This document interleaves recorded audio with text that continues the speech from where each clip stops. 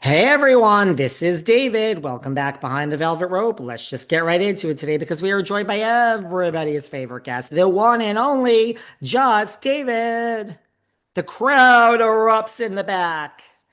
I'm in a mood today. I mean, 2 more weeks until we don't see Jax anymore. So sipping the coffee early in the show. I just went down a black hole of no pun intended for the Prince of Darkness, but I just went down a black hole of looking at all the coverage from Ozzy's funeral procession, and Kelly and Amy is there, and Jack is crying, and I liked Ozzy.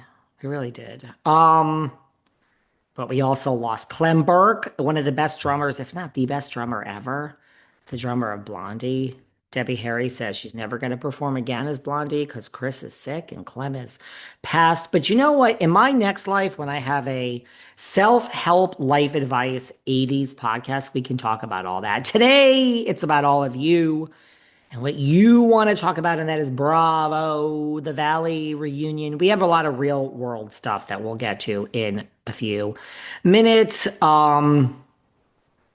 Jack says, enough with your fucking sparkle. Why do I see both sides of this? I mean, Jax is a horrible person. But I don't know. I don't want to hear about a sparkle either. It's the Valley reunion. And I would say part one is all about Jax and Brittany. But we started, and we do have real world stuff to get to. So let's go fast. We started with a KD apology. This is why you guys love Kristen. This is why I love Kristen. She starts before we even get into it. She says, "Excuse me, Andy. I have something to say. Janet, I need to talk to you. I want to apologize. I saw it back. I said I'm going to knock you out. I called you a fucking whore. I already told you during the season, if you called me a fucking whore, we're different. It wouldn't matter. But that's my apology, Janet. I'm sorry I said I wanted to knock you out." So KD has come a long way. This is why you guys love her. She apologized to Janet. I love my Kristen. She has that history with Andy. She's been through these reunions before. She's calm. She's just taking it slow. So there you go. Thank you, KD.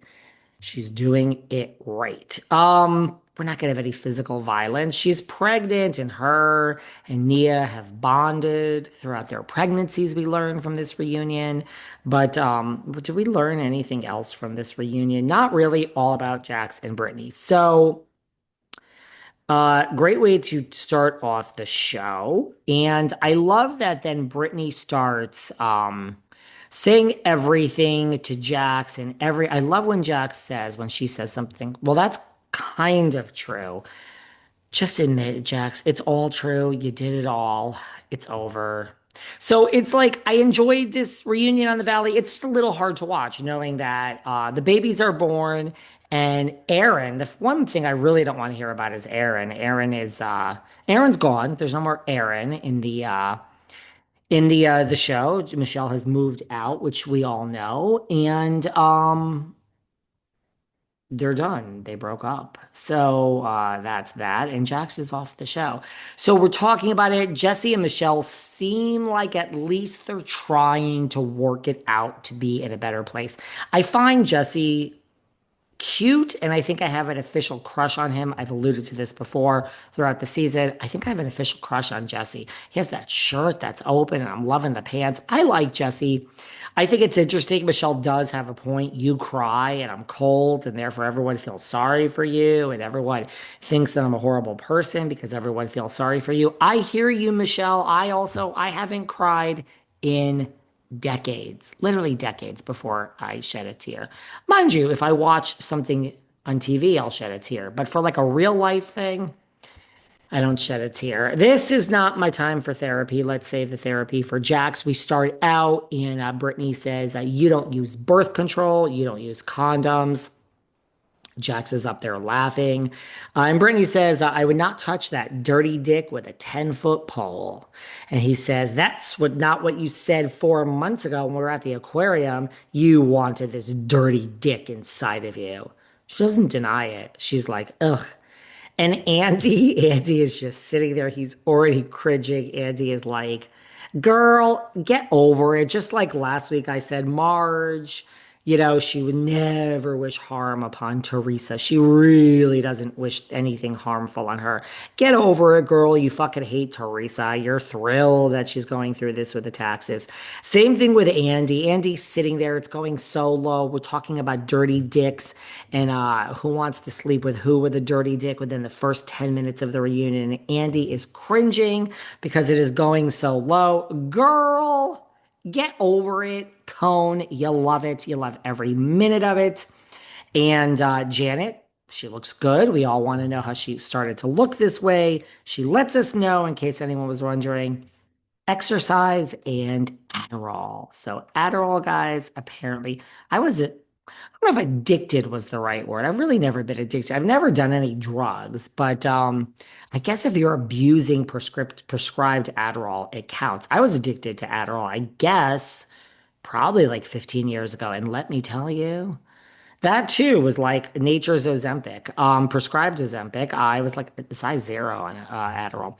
Nia lets us know that she has body issues, and she says, listen, it's LA, girl. I feel you. There is a different standard in LA. I'm not even saying there should be. She's like also been in the industry, Miss USA since she was young. So she's going to get a mommy makeover, and KD is going with her. And her and KD are having the children in the same hospital. And she says it's kind of sad when Michelle says her goal in life is to get engaged to Aaron. That's the direction we're heading. Well, girl, we all know it's over. I'm sorry, you're for the best. We get into co-parenting and who is weaponizing Isabella. And Jesse says something like, "You are weaponizing her. Check the comments." These guys live in the comments, and Andy's like, excuse me." Literally, he said, "Excuse me, let's not rest in the comments for what's right and what's right. Never get into the comments. That's my life advice. Ignore, ignore, ignore." And they're working towards a custody agreement, and Jesse is representing himself, which again, seems to be the trend. I think Aaron Phypers is representing himself. Does Aaron have an attorney? Because Denise has not said one thing through all of this. She is on social media posting about her life. She's posting about brand deals. I'm sure for everyone that's on her OnlyFans, she is posting there too. But it doesn't seem that Aaron, who is literally speaking out on his own, doesn't seem that he has an attorney. Like, who is represent who? Someone needs to tell him, stop talking. We'll get into Denise and Aaron later, and we'll get into it tomorrow as well. But they're almost working towards a custody agreement. And apparently, Jesse wants to be paid back half because he paid for the whole wedding, which was like around 150K. And I guess he wants 75K.